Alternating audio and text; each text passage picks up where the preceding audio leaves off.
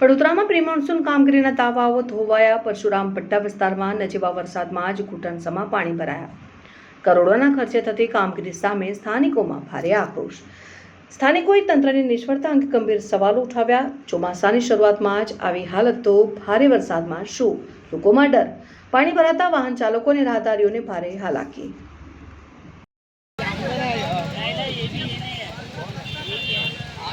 મોન્સૂનની કામગીરી આજે પરશુરામ ભટ્ટોમાં આવેલું નટરાજ ટાઉનશીપ પાસે આવેલું ઘરનાળું ત્યાં દેખાઈ આવે છે।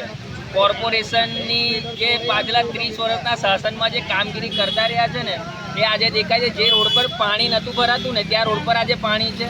સમજ્યા કે નાળામાં તો પાણી આવતું હતું દર વખતે, કેમ કે નાળામાં એ લોકો કોઈ દિવસ કામ જ નથી કર્યું ને એ પાણી બહાર જ ઠેલવાતું હતું।